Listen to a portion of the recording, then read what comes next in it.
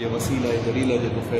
या अल्लाह तो पंहिंजे पाक हबीब सल्लल्लाहु अलैहि वसल्लम जी अज़मत शान जे कुफे असां सभिनीनि जा गुनाह माफ़ फरमा या अल्लाह असां सभिनीनि जूं ख़ताऊं माफ़ फरमा या अल्लाह असां सभिनीनि जी बेहिसाब बख़्शिश मग़फ़िरत फरमा तुंहिंजी रहमत में उम्मीदवार आहियूं मुंहिंजा रब पंहिंजी ख़ासि रहमत असांखे अता फरमा या अल्लाह तो पंहिंजी ख़ासि रहमत असांखे अता फरमा मुंहिंजा रब जुमे जो भलारो ऐं बाबरकत ॾींहुं मुंहिंजा करीम रब ओ मुंहिंजा महबूब रब जहिड़ा आहियूं गुनाहगार बदकार शाहकार मुझा रब पर तुझा माना आहियूं सभु तुंहिंजे दर ते सवाली आहियूं मुंहिंजा मौला मुंहिंजा महबूब रब सां सभिनीनि जी बेहिसाब बख़्शिश मग़फ़िरत फरमा गुनाह ख़ताऊं कोताहियूं तक़सीरूं माफ़ फरमा मुंहिंजा अल्लाह तो पंहिंजी मोहब्बत अता फरमा मुंहिंजा महबूब रब तो पंहिंजो इश्क असांखे अता फरमा दुनिया जी पूरी मोहब्बत दिलनि मां कढी मुंहिंजा रब पंहिंजी सची मोहब्बत असांजी दिलनि में दाख़िल फरमा निमाज़ नसीब फरमा या अल्लाह जैसी हयाती निमाज़ नसीब फरमा तुंहिंजी फरमा बरदारी नसीब फरमा तुझे दर ते गर्दनूं झुकाइण जी असांखे तौफ़ीक़ अता फरमा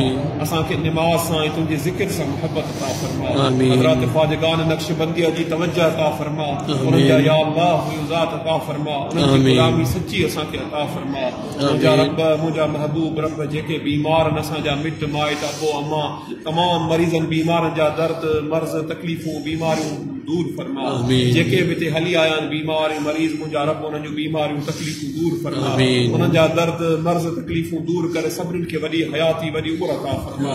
या अल्लाह या रमरामी रब तू फ़क़ीर नाले मिठो अब्बासी बीमार उनखे वॾी हयाती अता फरमा सेहत कामिला अता फरमा शिफ़ा कामिला अता फरमा ख़िज़री हयाती अता फरमा या अल्लाह तू नाले मिठे खे वॾी हयाती अता फरमा मोहम्मद हसन सोलंगी खे वॾी हयाती अता फरमा या रब उन जी बीमारी तकलीफ़ूं दूर फरमा मोहम्मद सईद के वली हयाती वली उम्र अता फरमा सेहत कामिला शिफा कामिला आजिला अता फरमा असांजे तमाम बीमार मुरीदन मुखलिसन के ख़िज़री हयाती अता फरमा सभिनी जे घरन मां बचन मां बीमारियों बलाओं मुसीबतों आफतों शामतों दूर फरमा इलाल आलमीन तो खैर फरमा या अल्लाह तो अमन सलामती फरमा मुंहिंजा रब असांजे कश्मीरी भाइरन के आज़ादी अता फरमा या अल्लाह इंडिया मलून जा टुकड़ा टुकड़ा कर मुंहिंजा रब